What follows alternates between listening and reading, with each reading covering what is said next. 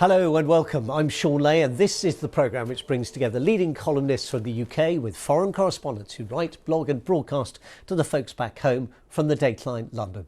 Here in the studio with me are Isabel Hilton, founder of China Dialogue and a columnist in British newspapers. Jeff McAllister is a trained lawyer and former White House correspondent and head of Time magazine's London bureau. Vera Krivcheskaya is a documentary filmmaker whose independent television station in Russia has been taken off air by the authorities. And welcome to you all. Lovely to have you with us this week. It's Ukrainians who are bearing the agonies of war, and Russians, if sanctions are effective, who will pay the price. Yet each and every finance minister across the industrialised world is having to factor in the economic impact of war. The latest, the Chancellor of the Exchequer, Rishi Sunak, a cut in the tax on fuel for vehicles and accelerating the move to a higher threshold before attacks on workers kick in, couldn't disguise the bigger picture. Household incomes have fallen by the largest amount since the 1950s. Rising inflation, slower growth, and a warning from Mr. Sunak that the economy and public finances will worsen potentially significantly.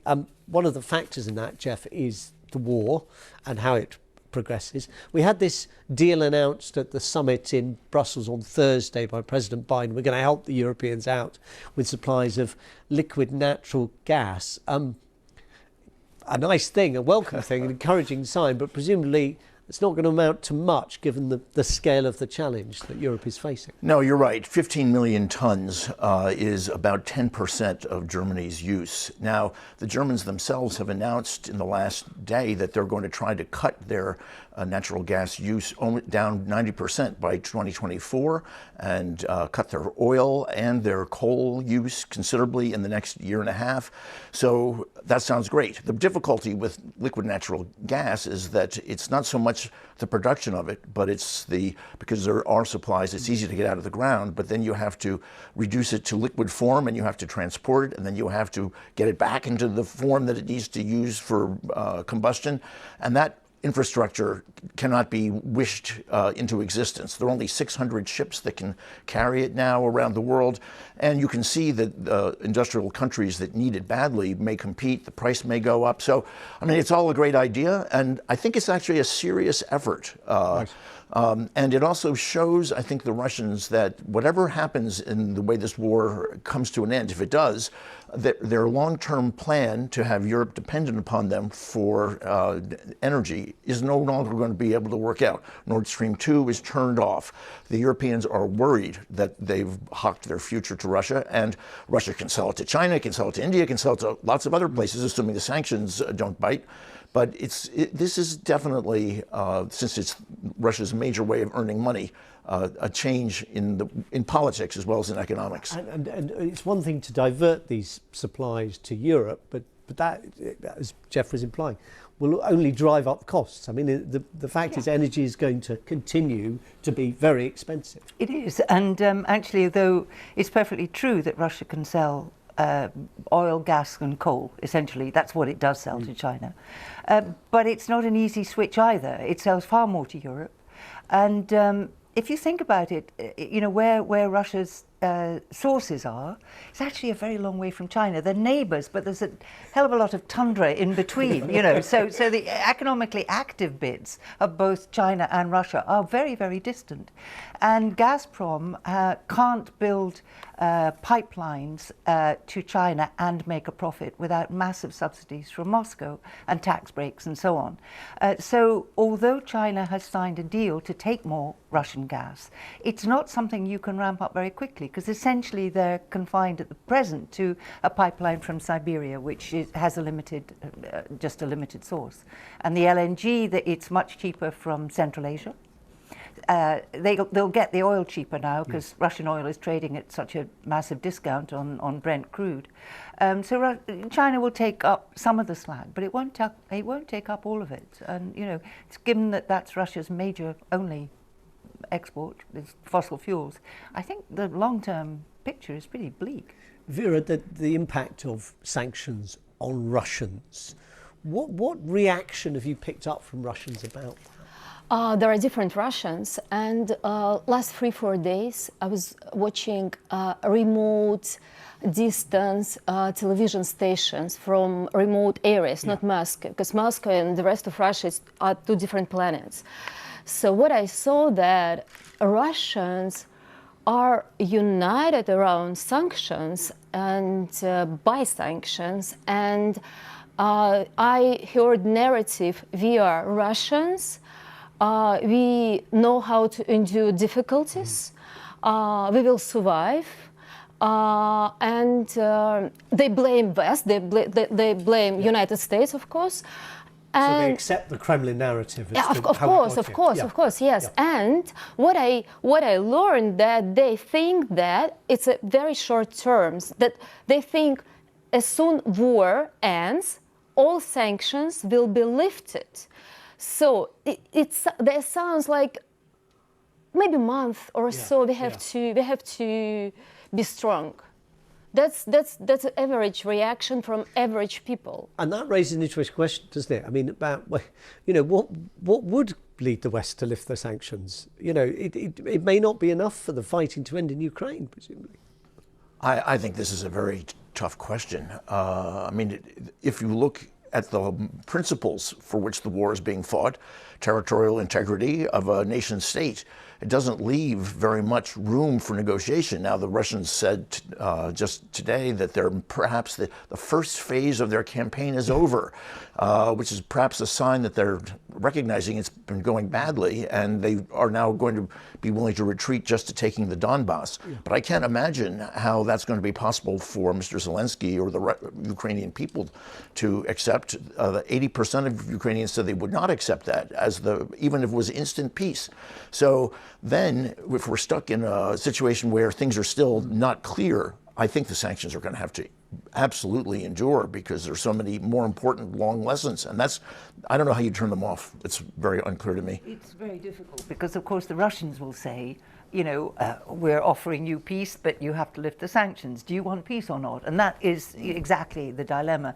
And that's, I think, when the difficulties are going to set in the Western alliance, because it's over the negotiations that people start to fall out. But I agree that it's very hard for Zelensky to accept anything like that. I mean, by rights, it should be a Russian retreat and reparations for all the damage they've done. But how one gets to that position without actually defeating Russia mightily, I can't imagine. Vera, you made a good point about knowledge and information, and it's often said that in war, truth is the first casualty.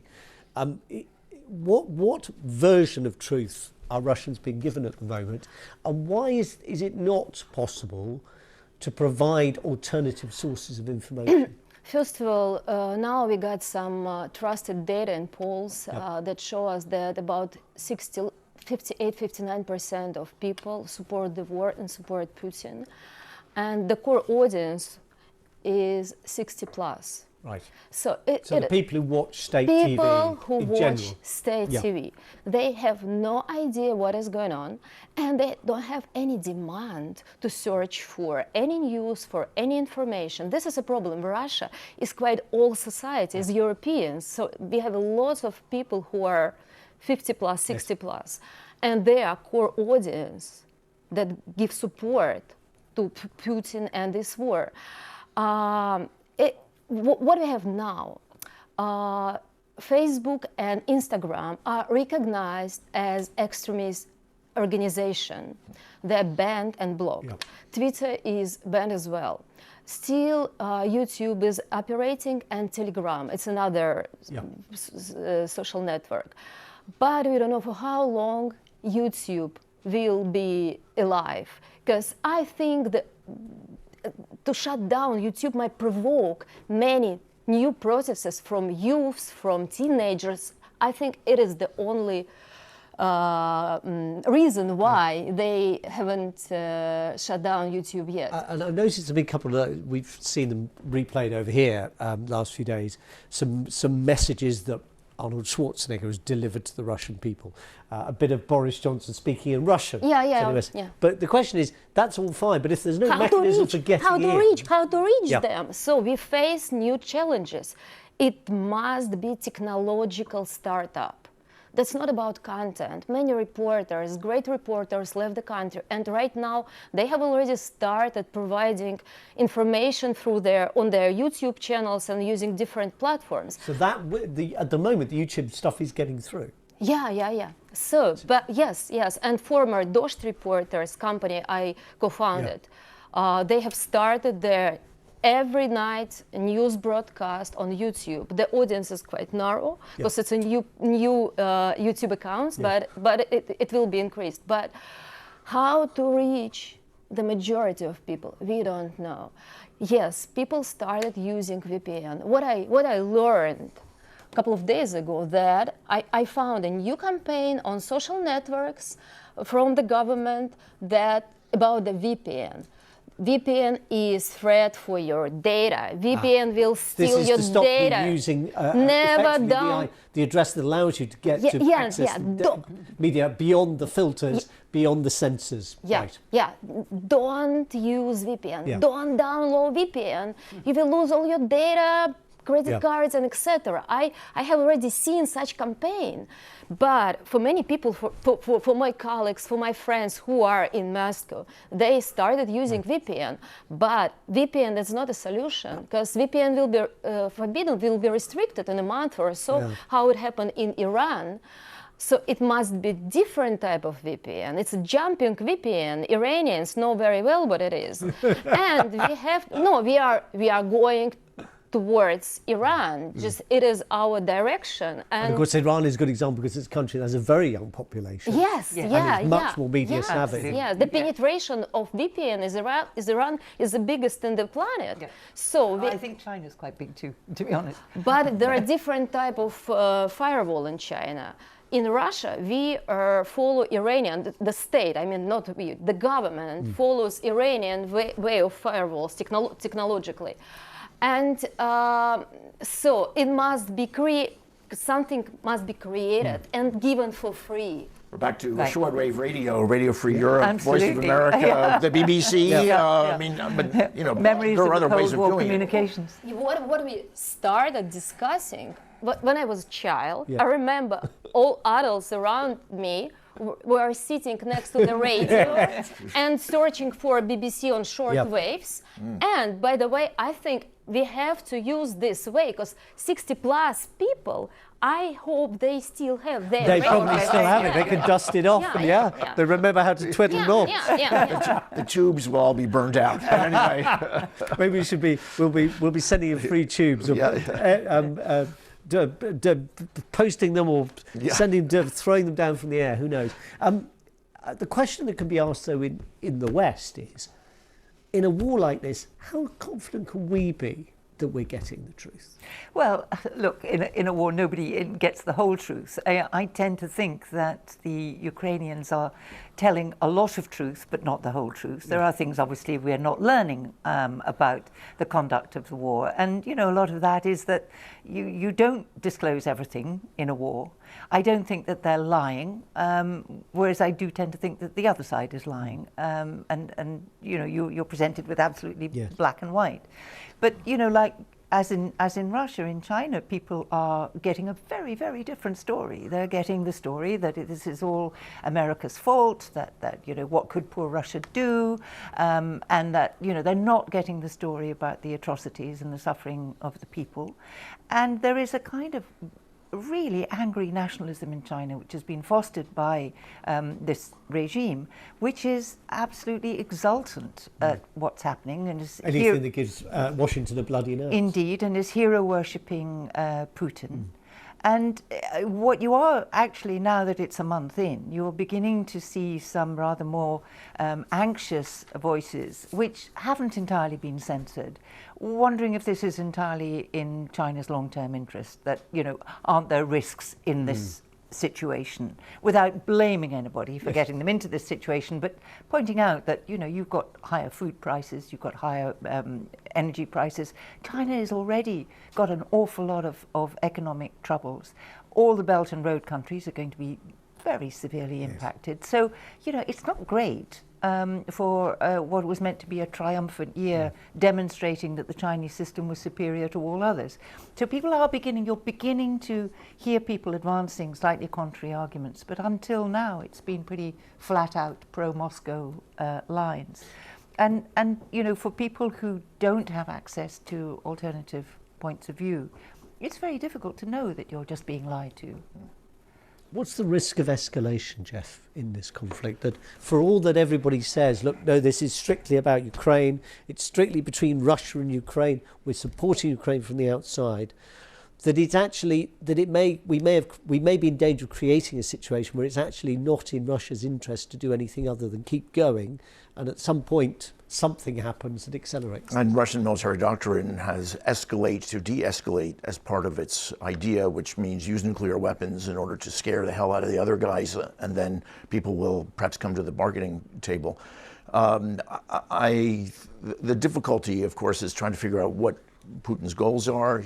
It does seem quite obvious that he didn't get what he expected in Ukraine, and hear reports of lots of generals being killed, perhaps even by their own troops. Morale is bad, must be very embarrassing. He's finding out things about his own system that he didn't know. Does he figure out some graceful way to retreat to Donbass, or does he, as he said, he put the nuclear forces on some kind of alert? We don't know exactly what it is. They have threatened the use of chemical and biological weapons by saying the West was doing it with Ukraine. It's the classic false flag thing that he's done before. If it's in his own head and he's not getting information, that's the greatest danger. I think Biden is listening to what's going on, but is Putin? Just on that question, Vera, you mentioned the chemical biological weapons. There's an extraordinary story that's you were telling me is being propagated in the state media about a so-called biological weapons program in Ukraine. That's not a story. Right. It is 2 weeks narrative from propaganda channels. The first couple of weeks they were telling that there are Nazis and we have to eliminate Nazism from Ukraine, and they changed the narrative into we found many laboratories with the United States behind them that developed and create biological and chemical weapon. Now it is weapon just against Russians with ethnical I don't know how to say that. So it's kind of ethnically programmed. Yeah, ethnic. So it will affect only Russians. Russians women. Right. And what will it do to them? To reduce the reproductive Make them sterile. Yeah. So, and it is serious because every day we hear about this weapon, and we were told that birds and bats will distribute this chemical weapon in Russia. I don't want to even make any comments on No. Yeah, and the interesting thing is Putin always says that we are one nation. Yes. And I'm thinking how to create anti-Russian weapon when you're all one nation. We are all one nation. I'm not sure that logic is a currency. But very sophisticated. It's also worth noting that this story about these labs has also been picked up on American far-right social media and did get into Fox News at one point with Tucker Carlson. So, we all have disinformation circulating in our country. The things about things vaccines, some of the stories that was going to affect people's fertility and so on. One of the good things, I think, about what's been going on is how the citizen journalism, the amazing use of satellite imagery and geotagged images and Reddit groups, and what's going on the battlefield. We know a lot more than in most previous battlefields. It doesn't mean we know what the motivations are of the leaders or what the information that they're getting, but there are ways of calling out some of this disinformation. Right, and collecting the data that does later become used for prosecutions, or then it's interesting that it's being built up brick by brick. And it turns out that Ukraine has an awful lot of tech-savvy, highly motivated people with extremely good English. I think it's a unique work, so many witnesses.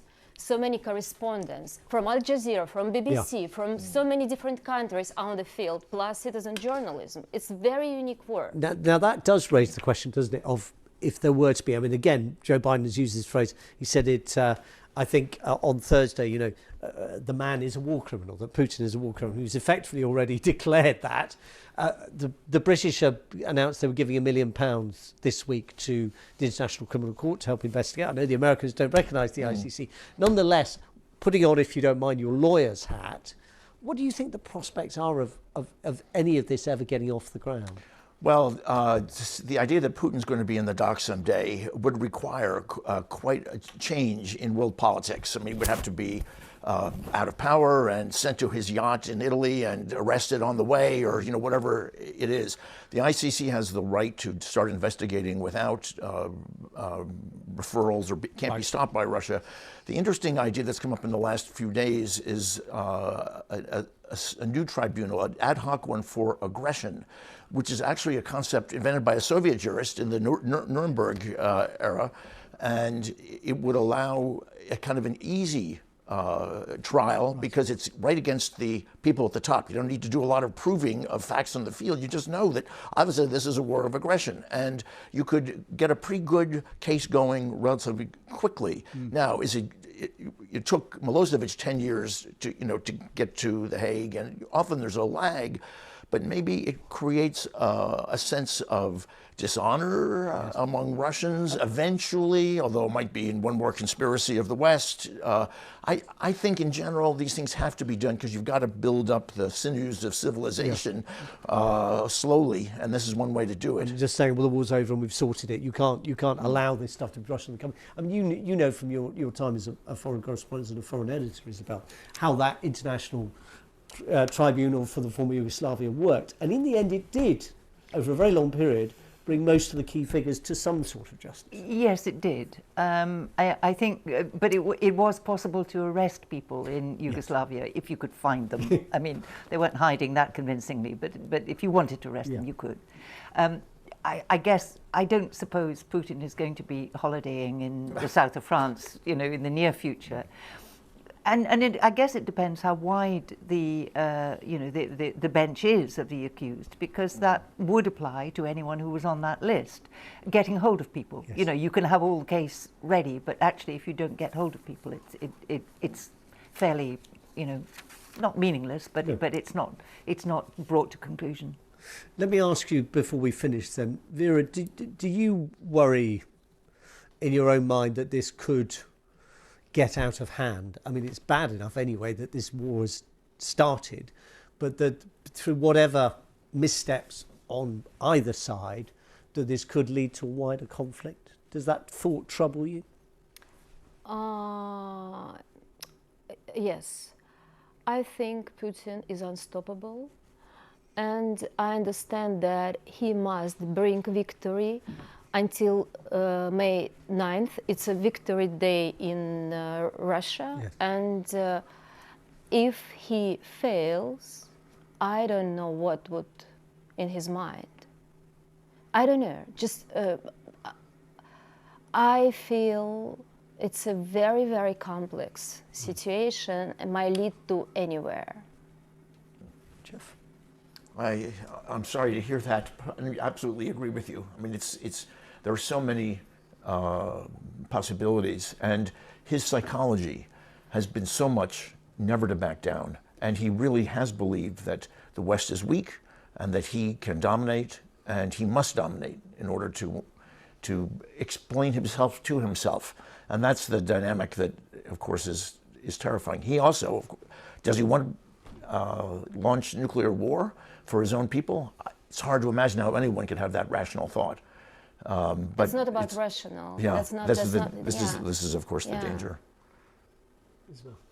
And what we don't know is whether there is a possibility, within his circle, were he to give the order to launch a nuclear strike, whether that order would be carried out. And there are so many unknowns here. But I think that the choice will come down to, trying to force Russia into a defeat or trying to find some face-saving formula whereby Putin can, before May the 9th, declare victory and go home, and whatever that is. And that's a very, very tough Do you choice. think that is in the West's mind yet? Because they said the Yes. focus seems to be on worrying about holding things together, keeping everybody on the same page. I think that is going to be, I'm sure that's in people's mind, and people are going through scenarios of what could be accepted by Ukraine, what could be accepted for the rest of the world, what is sufficiently robust that it would discourage Russia from the next phase of this great plan, which could be the Baltics or Poland or whatever it could be. I might just add that if were Putin to use a nuclear weapon in Ukraine, he could in theory find himself at war with China, because China has given Ukraine a nuclear guarantee signed by Xi Jinping in 2013. Now there's an interesting thought to end on. Leah Krzyzewskaya, Isabel Hilton and Jeff McAllister, thank you all very much. That's Dateline. See you next week. Bye-bye.